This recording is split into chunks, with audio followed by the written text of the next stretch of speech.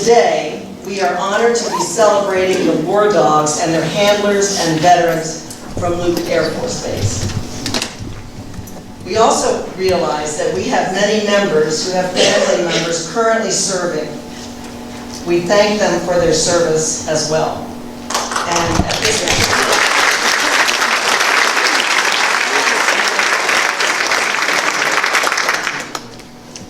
I'd like to recognize program member Don Griffin. Please, Don, stand up.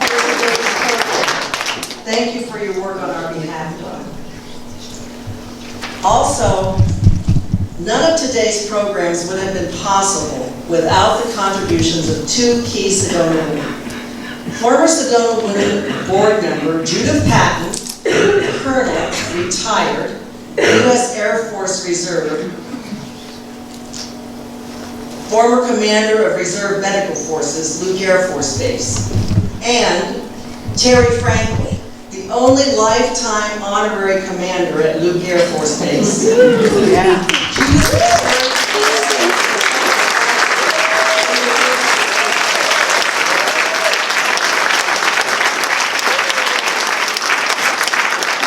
Thank you very much. Really wonderful. And as a special guest today, I'd like for you to please welcome Sedona's new police chief, Charles Husker. Please stand up.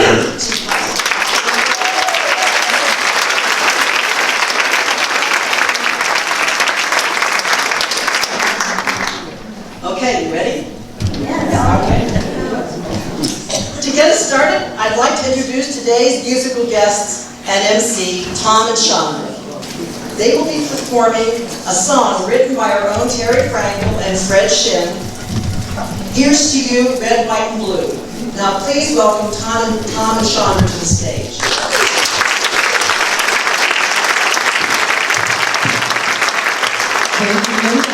Here's to you, red, white, and blue. You still stand for freedom with all that you've been through. We pledge our allegiance every day to you. Here's to you, red, white, and blue. America, America, America.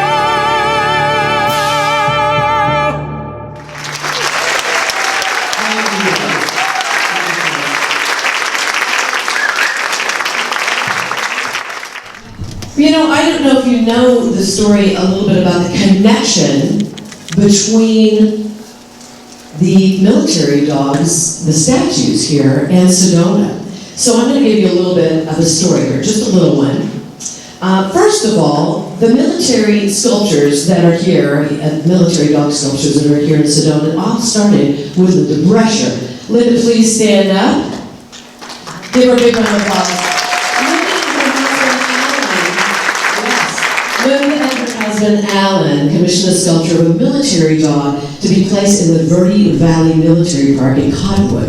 And later, they chose another fabulous artist to sculpt a military dog for the Jack Jameson Memorial Sculptural Park. The sculptures, by the way, of that military dog is here with us today. She came all the way from Utah. Please give her a big round of applause. Lena Toritch. Lena.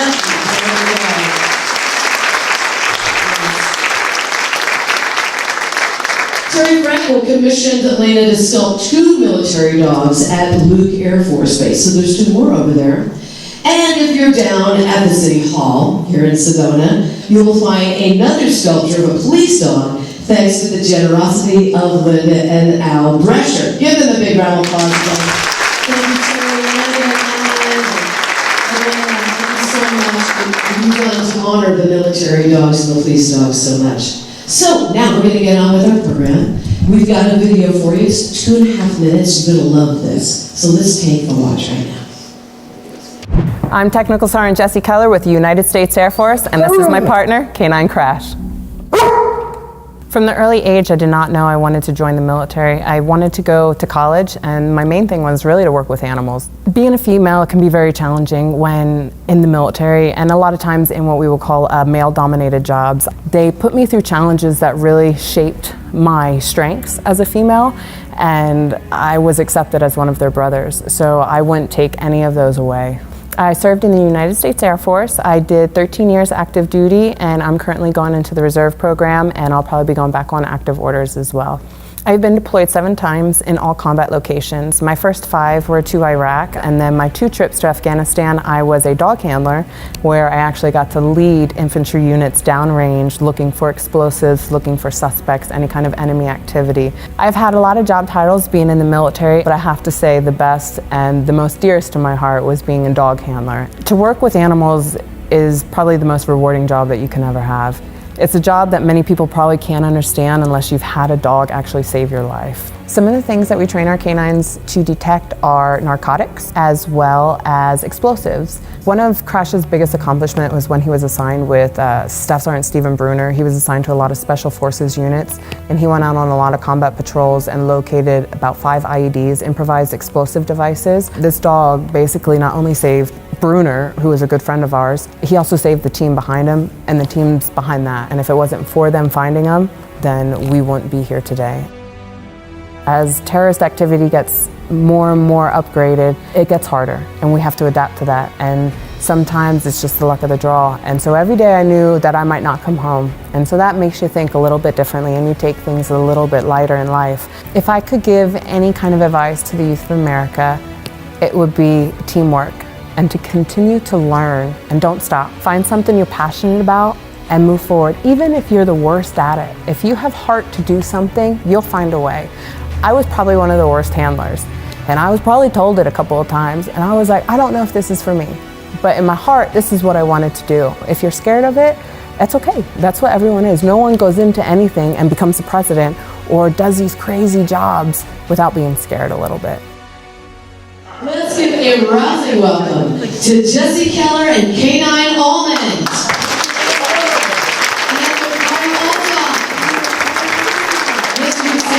Senior Airman, McHone and K9 boss. Retired military dog handler James Worley and K9 Otis. And owner of K9 Defense George Daniolos and his son Connor with K9 Kanela. Is this amazing? Exciting. Here we go. Please welcome Connor.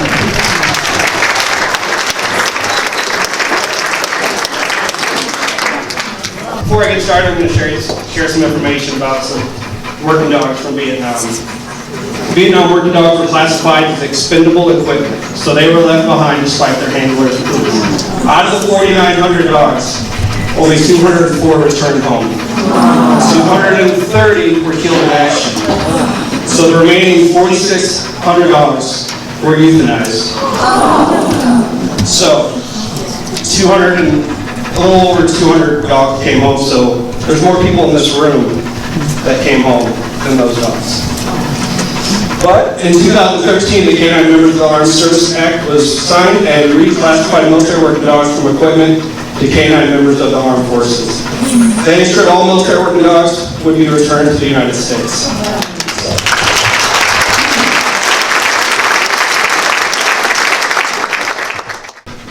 The best working dog in the United States military, in my personal opinion, is Chrach when it's on video.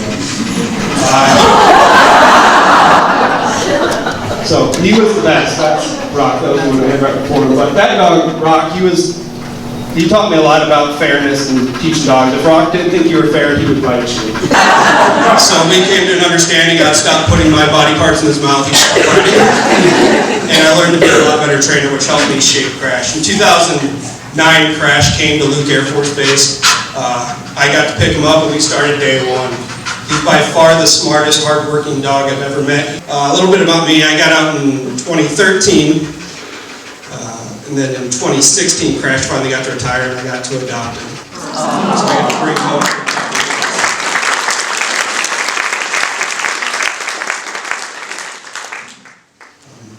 Now I'd like to introduce Jessie Keller.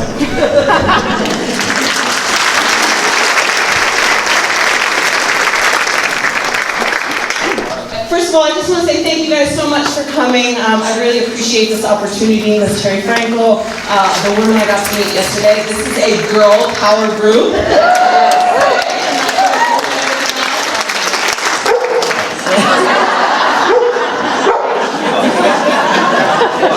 I think Almond is a female. I'm going to talk to you guys a little bit about what it's like to be a woman in this type of career field and what it's like to be a woman in combat. So a little bit about me. I'm 34. You cannot take that out of this room. We don't talk about it anymore. I've been serving in the military for about 16 years now, 13 years active duty as a K9 handler, and then I'm currently in the reserve program as a firefighter, but I still do K9 as my civilian job. She is a civilian bomb dog. You'll see Almond all around Chase Field, all around the world. We search for explosives with the local PD. So I'm still very lucky to still keep that K9 connection because that's my passion. I originally came from Reading, Pennsylvania. I was born and raised there with my mother and sister, all women. That's how we roll. And my mom had horses. I learned how to take care of animals and do everything before anything else took place. So I think that's where my love for animals kind of came in. We grew up, we didn't have a lot of money. I wanted to go to school and I wanted to be able to be on my own. So I literally had no idea about the military. My friend said I saw how the Army lived in the Air Force, and I decided to go Air Force after seeing how the Army lived. And I went into the Air Force recruiter and I was like, I want to work with animals. And she's like, oh great, I have a K9 job for you. You'll go to K9 school right after Security Forces. And I was like, awesome. I finished Security Forces school right out of high school. I joined the military and they didn't tell me that there's like a 5-year wait. So that recruiter got me pretty good. So I was very lucky, actually. I thought it was the death of me, but it became one of my very huge opportunities when I got stationed down at Moody Air Force Base in Georgia. It is a male combat unit. There was about 210 men in each unit, and there was maybe 5 women. And most of the 5 women were attend to admin jobs. Admin jobs is not really my thing. Computers, technology never really worked out for me. When I got down to this unit, all they did was play ranger games, as I like to call it. We PT, we run, we carry big guns, and I'm like, yeah, cool, I got it. Until I started working out with these guys and doing what they were training for. We would go on these ruck marches where I carry 60 to 100 pounds on my back, in my pack, and we're going to go out to go set assaults, or we're going to go look for the bad guys, and we're going to do all these tactics and these procedures, and I couldn't keep up. That was just the end of it. I couldn't keep up with the guys. I was falling out. We call it, if there's any military members in here, we call it a wagon wheel. It's very embarrassing when they're like, wagon wheel, and you got to go pick up all the other people that are falling out. And I was that person a lot. And it changed my mind, and I'm just like, kind of felt that poor me, right? I'm just a girl, and you know, all these guys are big studs and muscular and everything like that. And I used to go home every night and I used to cry. And I'm like, I'm never going to make it. And they used to tell me, you're never going to make it. And it would blow my mind. I'm like, man, I've heard this a lot in my life. Kyle might have told me this a couple times too. And when I got down to it, it wasn't the fact that I couldn't make it because I was a girl. That was completely out of the picture. I couldn't make it because I wasn't strong enough. My heart wasn't where it needed to be. Well, one of my partners, I'll never forget him, Dirk Spitzer, he got in my face when I was falling behind on another march. I know, I agree. And he was like, you're going to get somebody killed, Keller. If you cannot keep up with us, if you cannot carry a fellow soldier who is down, you're going to get someone killed. And from that moment on, it changed my whole life. I was like, he's right. We're going to go to combat. I can't carry my big gun, 240 Bravo. It weighs about 50 pounds with all the ammo. I can't do this. So I went to the gym. I started bugging all the guys. What can I do to do more? I started training off duty. I had to reset my mindset. Everything that everyone told me I couldn't do, including myself, which was the worst person, I had to reevaluate. Well, then times changed. So I started going out with the best. I started meeting the K9 guys. I realized that K9, I saw these guys running all the time with their dogs. Man, I thought it was cool. I was like, they just do whatever they want, you know, they show up. Boy, I was wrong. These guys were the elite of the elite. They were like, if you're not in the top 90th percentile, we don't even want you. So that's what I knew I wanted as a job. So I started changing everything from my mental mindset to my endurance, to my training, to my physical standards, and I started training with the K9 unit, which meant I got to be a bike toy for about 5 years. And I was really good at shoveling poop. I was amazing at it. I still at my thing.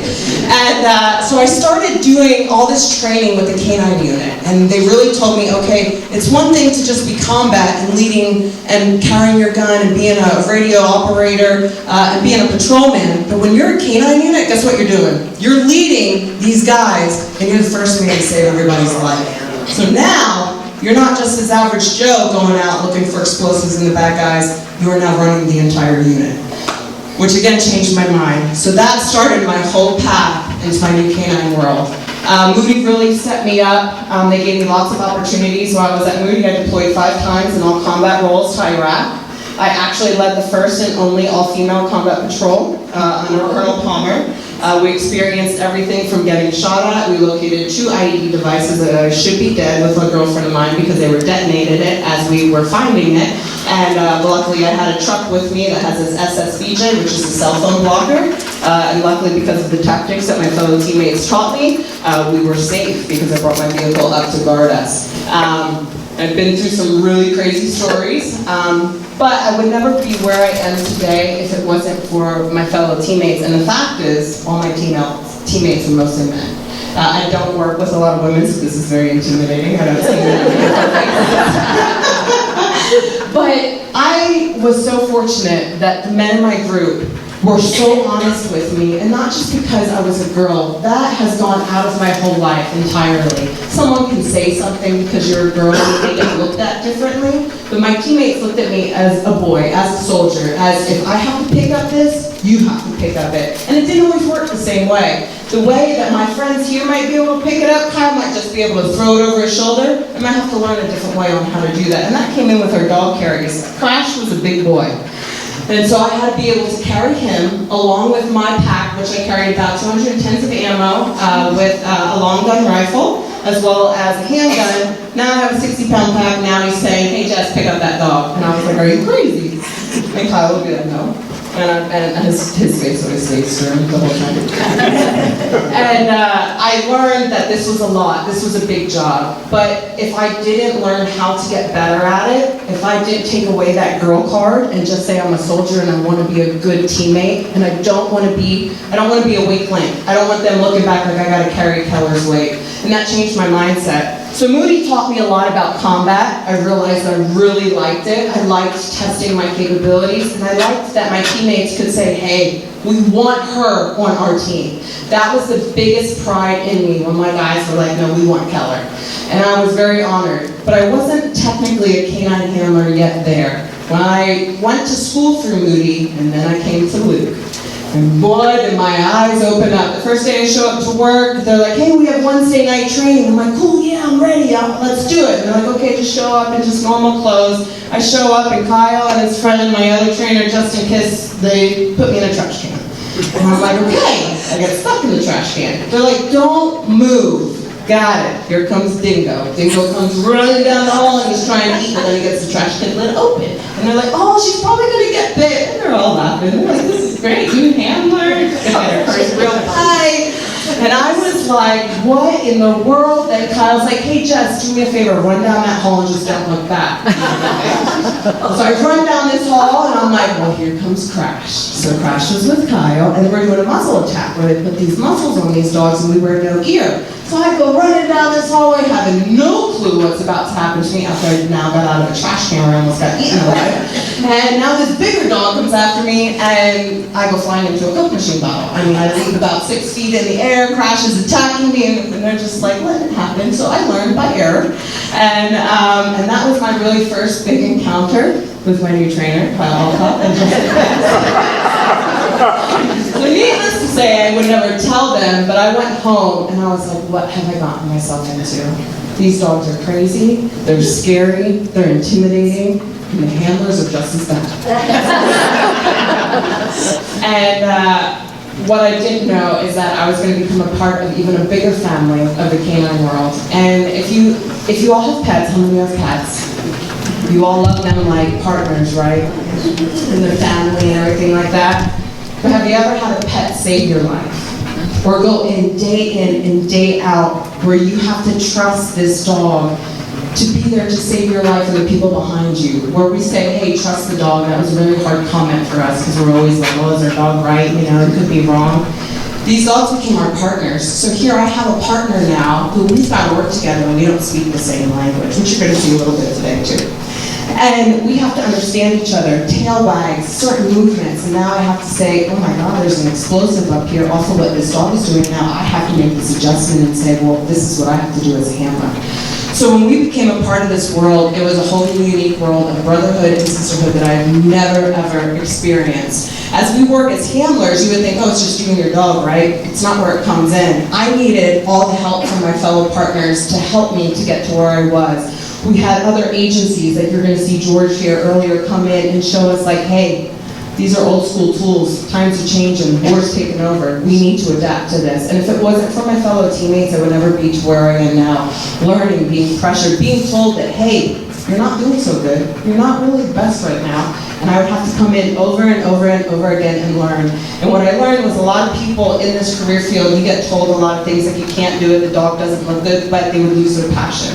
And I think once you have passion for this job and you know what we all go through, it is such a heartwarming and it is such a purposeful job to know that you're going out there and you're really trying to save people's lives.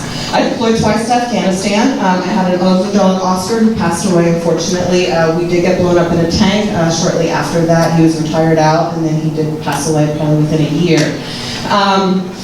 I was assigned then to Chrach, and this dog, when I tell you, was absolutely amazing. It blew my mind. When I took him from Bruner, who last had him, he punked me all the time. He knew I didn't know what I was doing. So he knew what he was doing, but I didn't. And going through this stage with Chrach, I began another bond. And working with Kyle, him helping me out, seeing how he first trained this dog and telling me how to work with this dog. I would literally have to go in the kennel and I would read magazines because he didn't like me right away. So I didn't work a 9-to-5 job. None of us did. We had to come in here, we had to build this bond with this animal because we wanted him to trust us. We want him to make sure that he is solely tied to us. We would play hiding games. We'd go hide and see. Would that dog actually come and find you? And the bond that it takes to build this is incredible. And when we would go to Afghanistan, we have many times where, as a woman, the men didn't want me. I don't know how many times I'd go on patrol and they would try to get rid of me. My boss didn't even want to send me out to a location because they haven't seen a woman in over a year. They're like, I'm not sending her out. And I'm like, hey, I got a big dog, I got 2 guns, and I got more muscles. I was like, I'm set, send me, man. This is going to be a cool mission. And my boss was really scared just because I was a woman. And so I've been fortunate where I've begged to say, let me do it, let me show that me being a woman means nothing, that I'm just a teammate. But I understood the scares. But when I showed up to these roles in Afghanistan as a K9 handler, and I'm going to now lead all these men, boy, did I get the looks. And I actually got told that, hey, get ready, they're about to run you for 8 hours on a combat patrol. So I'm going to wear my pack, and I'm going to run probably for about 8 hours, what we call a ranger shuffle, because if they lose me, if I fall behind, they can get a male handler, or another handler, which most likely will be a male handler. And when I heard that, I was like, man. So not only I was trained for this, I had the best dog. We had to evaluate in the beginning to find out what dogs went to certain locations, and we went to the worst location because Chrach was so good. And but I was tested very much just because I was a woman. But you know what? And for most of you in here, I'm sure you've seen it, I look at it as a challenge. Now as going into a firefighting career, I look at it, when they look at me as a woman, I say, let's go boys, I love to play. Because it's not a girl versus boy, it's just a challenge. What does this person know? I didn't look at myself really as a woman anymore in that category. I was like, all right, they just want to test me. They want to make sure that I'm fit for the team. And I encourage that testing. And I take that challenge and I run with it now from that day. But when I did go on that patrol for 8 hours, I was like, man, I don't know if I can do this for 6 months. 8 hour rocks with this. And what happened was the team was like, she stuck it out, she has heart, and then they wanted me back. And I was like, ha! Gotcha. Now you want me back. But this is it's what we went through a lot of times, and K9 handlers just go through this in general when you come into a team that's not really yours. The one mission that we went on with Chrach that always will stay near and dear to my heart is we lost a whole EOD team, 4 members, got blown up with pressure plates. And when I was assigned to Chrach and I was assigned to Camp Passab, we would fly into multiple different locations, so I had to show myself every time I went with a new male infantry unit. Eventually we started seeing the same unit. What happened was Chrach also became like a huge therapy dog. This dog could switch on and off in a heartbeat. He could be your best friend, but if you go to turn and punch me, he's going to bite you at the same time. He's the best dog I could ever have, and he was so good at what he did. So we lost about 4 guys that got blown up. They were our EOD partners, and immediately they called for K9 teams, and I worked with this team before. And I've never felt something so near and dear to my heart as I got heloed in, I got dropped in. And when I got dropped in, before I could even like start walking, the whole team was greeting, they were waiting for us. And it never really happens. When you get heloed in, the teams are back, you make your way in, but they don't wait for you, like you're a star. I mean, Chrach was Hollywood. And I land, and they're all yelling and screaming, and the helicopter didn't even take off yet. And they're like, send Chrach! Nobody knows my name, I was the girl with the Chrach. And I let Chrach off leash, and helicopter takes off, and Chrach was like their therapy dog. They knew now that they were safe, because we're about to go out, and we're about to go find some insurgents that unfortunately took some of our members. So just the impact of what the dog does when he goes and looks for the IEDs is also the impact that this dog has on the team members and what he gave us. I had Chrach with me 24/7 when I was over there, but to see other members see what he could do and do for them was just the most amazing feeling. They would ask me, they're like, Jess, can you sleep over in our tent? And I'm like, oh, I gotta think about it. Joke, fellas? We really want Chrach to do with this. And I was like, okay. But it's what happened. These dogs do such amazing things, and we wouldn't be able to produce this if we didn't have great teammates behind us. And that's why a lot of people say, you know, what's your story? Well, my story would never be without the partners that I've had, the people ahead of me, the people behind me, and the people alongside of me. I would have never had the opportunities to be out here. So I just wanted to thank everyone who's been a part of Chrach's story and the MWDs worldwide. It's probably one of the best jobs out there as I cross into fire. There's some firefighters out here. K9 is still the best job out there. So what I did want some things to talk about. We have the ranking issue. A lot of people ask ranking issue on our dogs. So Chrach is, I'm a tech sergeant. I was his last handler. Since Kyle was so dear to me, when we retired him, he was going to Kyle. Kyle had many stories, many lives with Chrach, and he's been begging me for a long time. He says, when we retired, can I get him? I said, yes, Kyle. So we retired Chrach out at the Desert Dog Trials. It was an amazing ceremony. He ran his last trial. We retired him out there, but because I was a tech sergeant, he retired as a master sergeant. So if you've ever heard that rumor, it's true. It is our historical background that whatever a dog retires as, whatever his handler was, he is one rank above. They are always one rank above.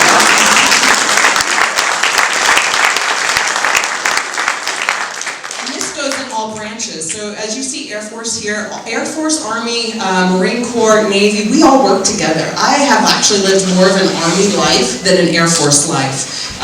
We go to school together, we do everything together, so all of our stories are all together. So this goes worldwide for all our military brothers and sisters. So a funny story is when I first came to K9 and I was at Moody, I came in and there was a retired dog next to my boss who was a tech sergeant. He's like, when you report in, you report in to the dog. So I had to salute the dog and I reported in. And then he's like, you can't move until the dog tells you to. So I stood there for about 5 minutes and the dog looked at me. And then the dog barked. God. And then I said, okay. And then, so we had this funny thing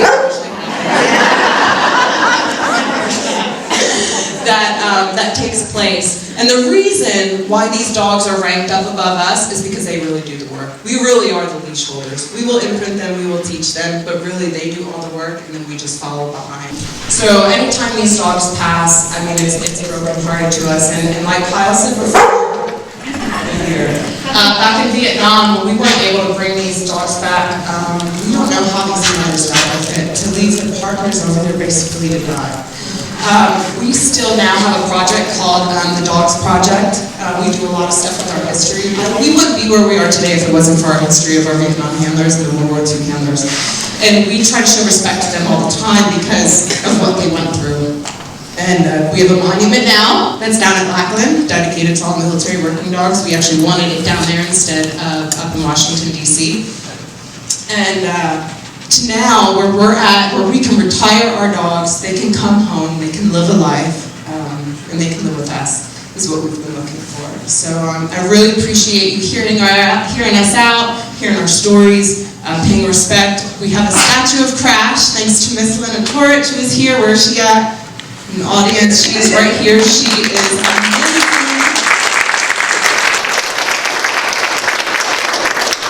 With Chrach, he was recognized many times with Dyngo. They both are Bronze Star recipients. They are combat action medals.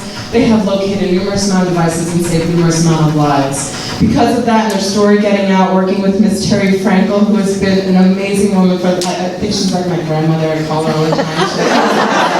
What are you doing, station? And if it wasn't for these wonderful women to say, we are so honored about these dogs, we want to make it historical, we won't be where we are today. So if there's anything that we can do for our fellow police officers, any K9 handlers, any first responders, our respect is to them. Today is a world where first responders are getting really looked down upon, and we want to change that. And we're just honored to have people like Lena and Miss Terrie to come to us and to say, hey, we would like to honor this. So the statue of Chrach is not just Chrach. It's dedicated to all the military working dogs we've lost, the ones that are new into our program, to our handlers, and to all our fellow police officers. We're all together, we just wear different uniforms. So I want to say thank you very much.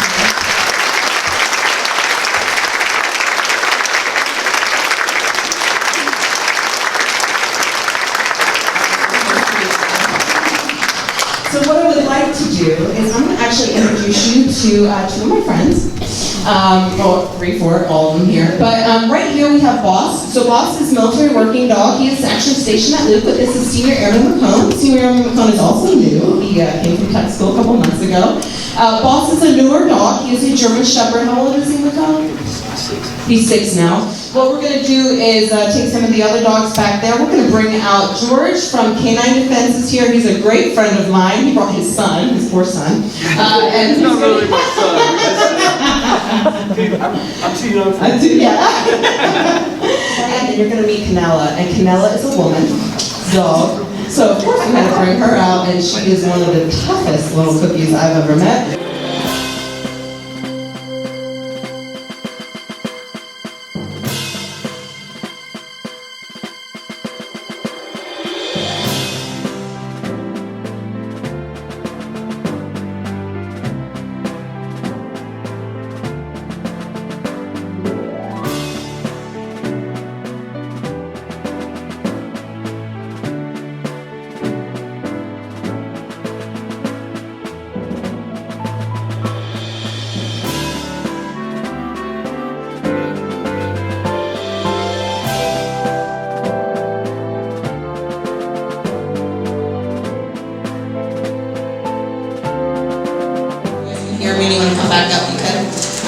George has been doing K9 for about 22, 23 years, a little bit of history about him.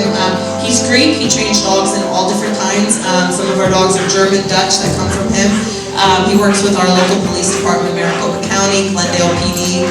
He produces dogs and then we'll put training academies on. He's just been very generous that when I met George, he said, hey George, you're really smart and I want to take your tools. Come here and teach me. So he came to Luke Air Force Base for a couple of times and introduced us to his type of training. He does a lot of obstacle training where he throws a lot of stuff in front of the dogs that make a lot of noise, a lot of other things that we may not have seen, and he worked with us on many occasions. So he's a really good friend of mine. He's phenomenal at what he does. He's doing it for 22, 23 years. He said he started up his business because him and his friend got a dog, and that's where it all started. He got a puppy, started like training, and then here he went. Now he's got a great business, and he trains police dogs all over the world. So it's pretty phenomenal. And I never know when he brings the dog what language we're in, so I'm like, which language is this? And I'll be like, okay, well you gotta teach me what the off is. So it's really neat being a K9 handler. Our military working dogs are trained in English, but because Luke is so very universe. We work with all the local PDs down in Arizona. We have a law enforcement K9 association. We're actually hosting, I'd show you my nice arm right now if you want to see it. We're hosting a huge K9 seminar right now where we brought in a person from Florida. He's teaching about 20 different agencies down, and we're all working together. So Luke is very unique. We work with everybody because we all need help in something. And so, again, I wouldn't be where I was if I didn't have my local PD officers saying, hey, you know, we need to change up your tactics on this and help you out. So we're very fortunate to have a unique community from PD to civilian to dog trainers to everybody. So that's pretty much it. Thank him again for